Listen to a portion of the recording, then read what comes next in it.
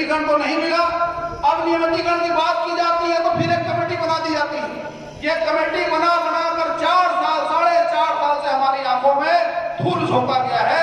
भरोसे का सम्मेलन करने वालों को शर्म से चुनने और पानी में डूब मारना है।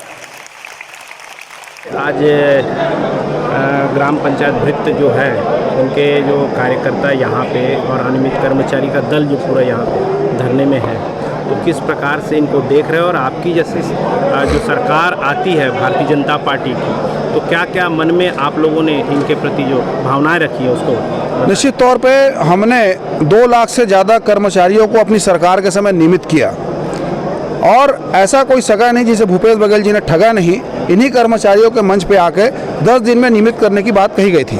4.5 साल का समय जा चुका है। कुछ महीने बाद आचार संहिता लग जाएगी, फिर से कर्मचारी ठगे गए।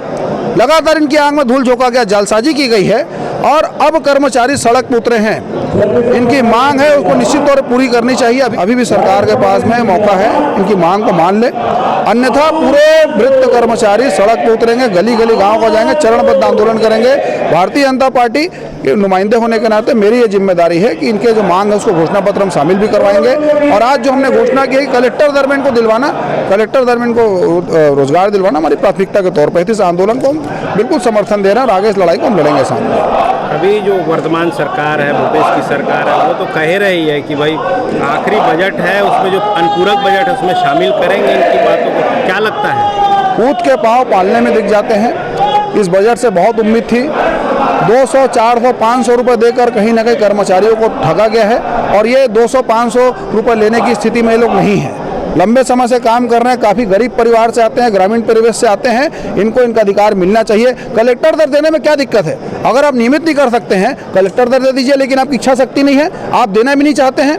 आप पूरे प्रदेश को अधिकारी भू माफिया, रेती माफिया, कोल माफियाओं के हाथ में बेच दिए हैं। आम गाँव गरीब किसान की चीख पुकार, इनके दर्द से आपका कोई सरोकार नहीं रह गया, ना कोई वास्ता है। इसलिए इनकी मांग को आप नहीं सुन रहे हैं। सिर्फ कमेटी बनाकर 4.5 साल निकाल दिए हैं। मैं फिर कह रहा हूँ, भूपेश बघेल जी कभी एक व्यक्ति को नियमित नहीं करेंगे। उन्होंने इस प्रदेश में सिवाय धोखा, झूठ और लफाजी के कुछ भी नहीं किया है। इसका श्राप इनको इन्हीं लोगों को मिलेगा। अभी पार्टी ने आपको अधिकृत करके यहाँ भेजा है, तो क्या भावनाओं के साथ आपको भेजा है? और आप मंच से मैं सुन रहा था कुछ घोषणा कर रहे, तो क्या है?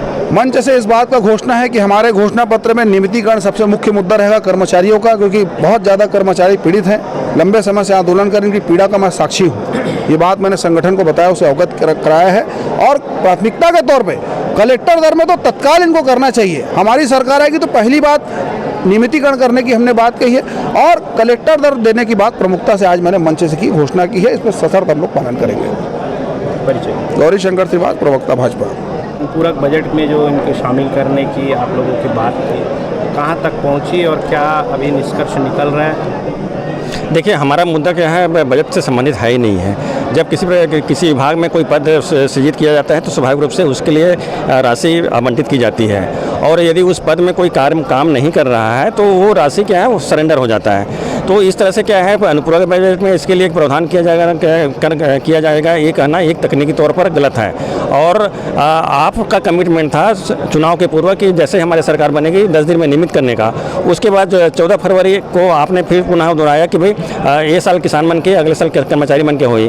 तो फिर कि आज 4.5 साल से अधिक समय हो गया है, सरकार क्या कर रही है?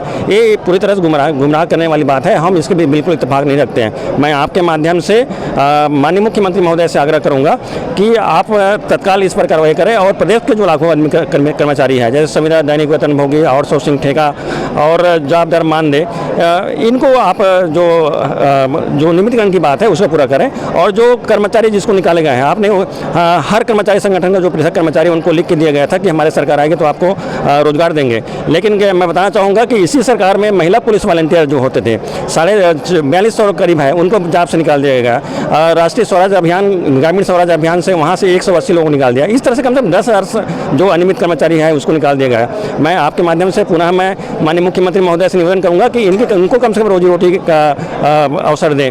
और इसी प्रकार हमारे जो अंशकालीन साथी है, जिसको क्या है रसोईया जैसा है, जिसको 50 रुपये रोजी मिलता है, इसको सफाई कर्मचारी है जिसको क्या है कि दिन का 80-60-70 रुपये मिलता है।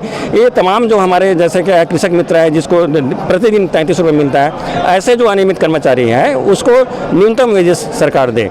और गोपाल जी, जिस प्रकार से अनियमित कर्मचारियों के अंदर एक बड़ा भय सता रहा है सीधी भर्ती को लेकर, इसके बारे में क्या कहना है? देखिए, सीधी भर्ती का हमने काफ़ी विरोध किया, हमने मुख्यमंत्री महोदय से अनुरोध भी किया है। आप सबसे पहले जो अनियमित कर्मचारी उसको नियमित करें, उसके बाद सीधी भर्ती करें। ठीक है, ऐसे कुछ पद है जो जिसमें अनियमित कर्मचारी नहीं है, उसका नियमित भर्ती कर सकते हैं। लेकिन इस तरह से कई विभागों में, जैसे बता रहा हूँ मैं, आपका जो ITI है, ITI में 950 मेहमान पद और प्रशिक्षण अधिकारी है, ये पूरी तरह से बाहर हो जाएगा। हमारे जो स्कूल में अतिथि शिक्षक है, बस्तर में खास करके करीब 4000 अतिथि शिक्षक है, ये नई भर्ती से पूरी तरह बाहर हो जाएंगे। तो ये तमाम जो अनियमित कर्मचारी है कहाँ जाएगा? तो जो वर्तमान जो सरकार है उसका एहसास है कि सीधी भर्ती से अनियमित कर्मचारी को किस प्रकार से नुकसान होने वाला है और उनका भविष्य जो है अंधकार की ओर चल जाएगा। बिल्कुल बिल्कुल जानते हैं। देखिए, चुनाव पूर्व सभी जो पदाधिकारी मुख्यमंत्री का है या फिर माननीय टी से सभी के यहाँ बैठना उठना खाना पीना सब चलता था।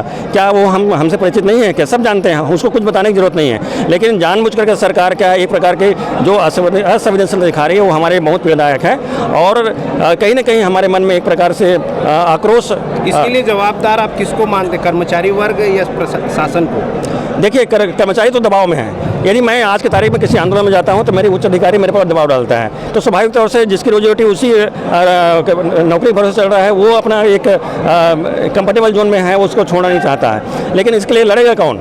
हम संघर्ष कर रहे हैं तो स्वाभाविक रूप से सरकार यदि कमिटमेंट किया, यदि मैं किसी के लिए आपके लिए कमिटमेंट किया हूँ तो स्वाभाविक रूप से मेरे दायित्व बनता है कि मैं उसको पूरा करूँ। और ये कोई एक की बात नहीं है, ये लाखों कर्मचारी है। कम से कम मैं बताना चाहूँगा इस प्रकार के लगभग 5 लाख से अधिक कर्मचारी प्रदेश में हैं जो किसी न किसी को कहीं ना कहीं कमिटमेंट किया है। तो स्वाभाविक रूप से सरकार की जिम्मेदारी है। और एक सरकार लोक कल्याणकारी सरकार होती है, लोगों के लिए होता है। जब लोगों की भावनाओं को सरकार नहीं समझ रही तो कैसे सरकार है? तो स्वाभाविक रूप से इसकी खमियाजा तो सरकार को भुगतना पड़ेगा। गोपाल प्रसाद साहू, प्रांतीय संयोजक, छत्तीसगढ़ अनियमित कर्मचारी मोर्चा।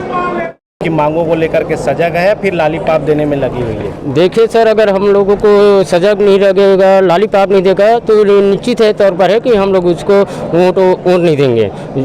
ठीक है सर। अनुपूरक बजट में शामिल होने की बात हो रही थी, अभी तक तो कुछ हुआ नहीं है। वही तो सरकार से आपके चैनल के माध्यम से हम अपील करते हैं, माननीय मुख्यमंत्री जी हमारे पद निर्माण करें और उस पद में हमको कम से कम श्रम दर पर हमको मानदेय मिलना चाहिए महीना, और 62-65 वर्ष की जात की गारंटी मिलना चाहिए ताकि हमको निकाले जाने के भय दूर हो। बार बार अपील है कि हमारे जो एक प्रश्न का उत्तर दीजिए आप। हाँ। कि जिस प्रकार से अभी सीधी भर्ती हो रही है उसको लेकर के आप लोगों के बीच में क्या माहौल है?